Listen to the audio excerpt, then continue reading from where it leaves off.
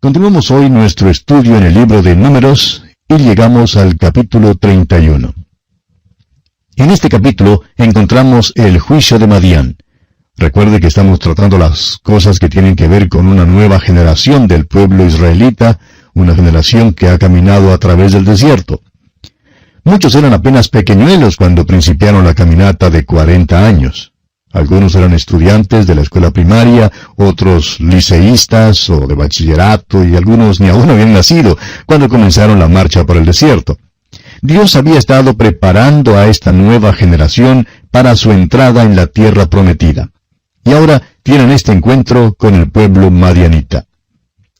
Los madianitas eran los que vivían en el desierto. Es interesante notar que aquí es donde Moisés había ido cuando huyó de Egipto. Y es un hecho que Moisés se había casado con una madianita. Madián era un enemigo que representa, creemos nosotros, al mundo. Y veremos aquí que Dios les va a dar una victoria a los israelitas contra Madián. Este capítulo sirve para enseñarnos una buena lección en cuanto a la separación que debemos mantener del mundo. Hoy en día la separación del mundo significa una separación espiritual para el Hijo de Dios. Estamos ahora viendo los últimos hechos públicos realizados por Moisés. Cuando lleguemos al libro de Deuteronomio, veremos allí los últimos hechos particulares que realizara Moisés antes de su muerte. Una de sus últimas actuaciones públicas ocurre durante esta guerra contra los madianitas, y aquí también veremos cómo Dios le dio una gran victoria a Israel. Leamos pues los primeros 3 versículos de este capítulo 31 de Números.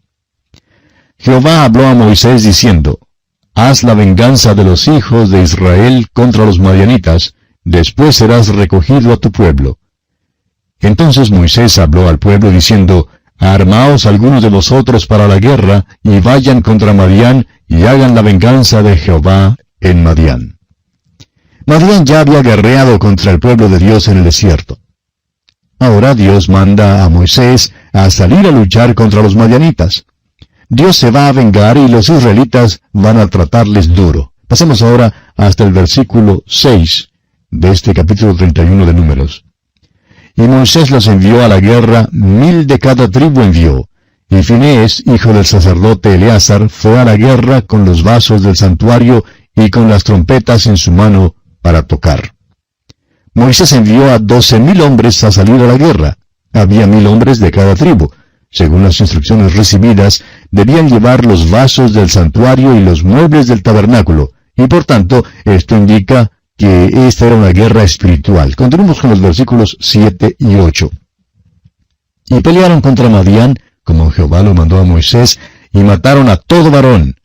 Mataron también entre los muertos de ellos a los reyes de Madián, Evi, Requem, Sur, Ur y Reba, 5 reyes de Madián. También a Balaam, hijo de Beor, mataron a espada. Los reyes de Madián fueron muertos, y notamos aquí la muerte de Balaam el profeta. Dios le da a Israel una gran victoria contra los madianitas. Hay un juicio sobre los gentiles aquí antes de que entren en la tierra prometida. Esto mismo es lo que consumará la edad antes de que venga Cristo. Israel, la nación que tiene problemas tan grandes, hoy en día estará en su tierra y tendrá paz cuando entre en la tierra. Pero ahora hay un problema. Leamos los versículos 9 al 16 de este capítulo 31 de Números. Y los hijos de Israel llevaron cautivas a las mujeres de los madianitas, a sus niños, y todas sus bestias y todos sus ganados, y arrebataron todos sus bienes, e incendiaron todas sus ciudades, aldeas y habitaciones. Y tomaron todo el despojo y todo el botín, así de hombres como de bestias. Y trajeron a Moisés y al sacerdote Eleazar y a la congregación de los hijos de Israel, los cautivos y el botín y los despojos al campamento, en los llanos de Moab, que están junto al Jordán frente a Jericó. Y salieron Moisés y el sacerdote Eleazar y todos los príncipes de la congregación a recibirlos fuera del campamento. Y se enojó Moisés contra los capitanes del ejército, contra los jefes de millares y de centenas que volvían de la guerra, y les dijo Moisés, ¿por qué habéis dejado con vida a todas las mujeres? He aquí, por consejo de Balaam, ellas fueron causa de que los hijos de Israel prevaricasen contra Jehová en lo tocante a Baal Peor, por lo que hubo mortandad en la congregación de Jehová. Había un gran problema con los israelitas. Dios les había sacado de Egipto en una sola noche, pero pasaron 40 años antes de que Dios sacara a Egipto del corazón de ellos. Y aún ahora, después de que habían sido engañados hasta unirse en la idolatría, por el consejo que Balaam había dado a los madianitas, todavía insisten en traer al campo a las mujeres madianitas. Y este es el problema con la mundanalidad, amigo oyente. No es malo que estemos en el mundo. Después de todo, aquí fue donde nos puso Dios. No se trata de a dónde vamos, ni tampoco de lo que hacemos, aunque estas cosas son indicativas de lo que está en nuestro interior.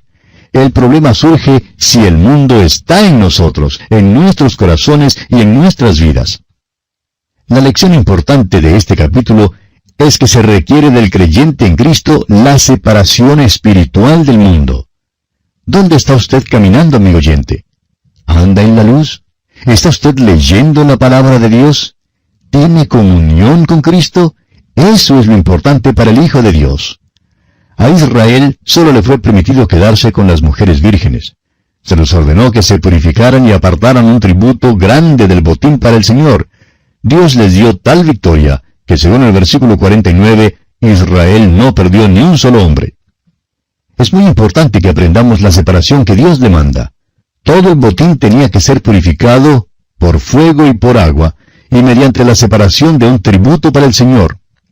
Amigo oyente, debemos estar en el mundo, pero no nos es permitido ser del mundo. Y llegamos ahora al capítulo 32 de Números. En este capítulo, Rubén y Gad piden quedarse para poseer el lado del Jordán, que en realidad no debieron haber pedido. Este capítulo 32 nos cuenta de las tribus indiferentes. Rubén y Gad y la mitad de la tribu de Manasés pidieron la tierra al oriente del Jordán. Hay quienes creen que el río Jordán representa la muerte y la tierra de Canaán representa el cielo. Pero no creemos que sea así. Aprenderemos al estudiar el libro de Josué cómo pasar a Canaán. Hoy en día hay dos lugares donde los hijos de Dios pueden vivir. En primer lugar, uno puede vivir como mendigo en el desierto del mundo, y hay muchos mendigos espirituales en el mundo. O también uno puede entrar en el lugar de bendiciones espirituales, porque Dios nos ha bendecido con toda bendición espiritual en los lugares celestiales en Cristo. Y esta es la tierra de Canaán espiritual de hoy en día. La pregunta de mayor importancia es esta: ¿cómo se cruza a Canaán? Cuando estudiemos acerca de los israelitas en su cruce del río Jordán, encontraremos allí dos grandes lecciones. Primero, notaremos que pusieron piedras en el Jordán, lo que simboliza la muerte de Cristo. Luego tomaron otras piedras del Jordán y con ellas levantaron un altar en la tierra, y esto habla de la resurrección de Cristo. En otras palabras, entraron en la tierra mediante la muerte y la resurrección de Cristo. Y usted y yo, amigo oyente, recibimos las bendiciones espirituales hoy en día de la misma manera. Y el apóstol Pablo, escribiendo en su carta a los Romanos capítulo 6, dice que es necesario saber que hemos sido sepultados con Él y levantados con Él. Tenemos que considerarnos identificados con Cristo en su muerte y en su resurrección. Debemos entregarnos a Él en esa base. Esa es la manera en que usted y yo, amigo oyente, podemos apropiarnos hoy en día de las bendiciones espirituales que son nuestras. Estas 2 tribus y media no cruzaron el Jordán. Pidieron la tierra al oriente de este río. Veamos pues los primeros 5 versículos de este capítulo 32 de Números. Los hijos de Rubén y los hijos de Gad tenían una muy inmensa muchedumbre de ganado, y vieron la tierra de Jazer y de Galaad, y les pareció el país lugar de ganado. Vinieron pues los hijos de Gad y los hijos de Rubén, y hablaron a Moisés y al sacerdote Eleazar, y a los príncipes de la congregación, diciendo: Atarot, Dibón, Jazer, Nimra, Esbón, Eleale, Sebam, Nebo y Beón, la tierra que Jehová hirió delante de la congregación de Israel, es tierra de ganado, y tus siervos tienen ganado.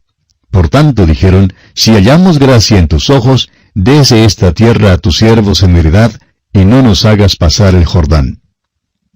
Moisés quedó turbado con esta petición. Dijo que desanimarían a los israelitas. Leamos el versículo 7. ¿Y por qué desanimáis a los hijos de Israel para que no pasen a la tierra que les ha dado Jehová? y Moisés lo consideraba como una negativa a seguir en pos del Señor. Pasemos ahora al versículo 15. Si os volviereis de en pos de él volverá otra vez a dejaros en el desierto y destruiréis a todo este pueblo. Sin embargo, ellos aseguraron a Moisés que enviarían a sus hombres al otro lado del Jordán para ayudar a las otras tribus en su lucha por la conquista de la tierra. Y Moisés entonces aceptó esta promesa. Pasemos ahora al versículo 33 de este capítulo 32 de Números. Así Moisés dio a los hijos de Gad, a los hijos de Rubén y a la media tribu de Manasés, hijo de José, el reino de Sehón, rey amorreo, y el reino de Og, rey de Basán, la tierra con sus ciudades y sus territorios, las ciudades del país alrededor. Cuando lleguemos al libro de Josué, veremos que estas tribus cumplieron su promesa.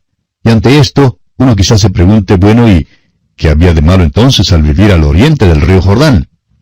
Veamos solo un incidente bastante revelador. ¿Recuerda usted que el Señor Jesucristo cruzó el mar de Galilea y llegó a dónde? A la tierra de los Gadarenos, o sea, a la tierra de la tribu de Gad.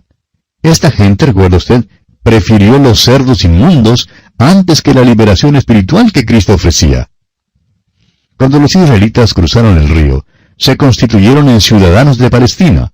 Se identificaron eternamente con esa tierra, tanto que hoy en día hacen una diferencia entre el judío que está en Palestina y el que está fuera de esa tierra, al que describen como el judío errante.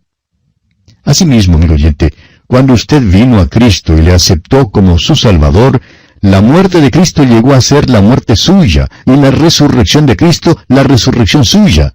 Y cuando usted se desvía de esta identidad, aunque sea por un tiempo breve, es trágico. Las 2 tribus y media nunca cruzaron el Jordán, nunca tuvieron el privilegio de ofrecer un sacrificio en la tierra prometida. Ahora, ¿les resultó esto en desventaja? Bueno, ya vimos que sí. Nuestro Señor dice que por sus frutos los conoceréis. No hay tal cosa como el pensar mal y el portarse bien. Tenemos que pensar bien, amigo oyente, antes de poder portarnos bien.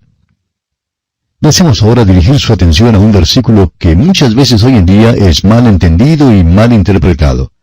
Moisés les dijo a estas tribus en el versículo 23 de este capítulo 32 de Números, «Mas si así no lo hacéis, he aquí habréis pecado ante Jehová, y sabed que vuestro pecado os alcanzará». La manera en que generalmente se interpreta estas palabras es, «su pecado se descubrirá». En otras palabras, uno no puede pecar sin ser visto. Será descubierto tarde o temprano. Pero esto no es lo que dice este versículo en realidad. Hay muchas personas que pecan sin ser vistas, es decir, sus pecados nunca son descubiertos por otros. Este versículo le dice que su pecado le alcanzará, amigo oyente. Quizá no sea inmediatamente después del hecho, pero es seguro que lo hará. El apóstol Pablo, escribiendo a los Gálatas, dice en el capítulo 6 de esta carta, versículo 7, «No os engañéis, Dios no puede ser burlado, pues todo lo que el hombre sembrare, eso también segará». No importa quién sea usted, ni dónde esté, ni cómo esté, ni cuándo esté. Es seguro que sus pecados le alcanzarán, amigo oyente. De la misma manera en que usted peca, así le alcanzarán algún día. Ese es el sentido de esta declaración, y sabed que vuestro pecado os alcanzará. La Biblia de Jerusalén la traduce de la manera siguiente, «Y sabed que vuestro pecado os saldrá al encuentro». Bien, terminamos así el estudio del capítulo 32 de Números.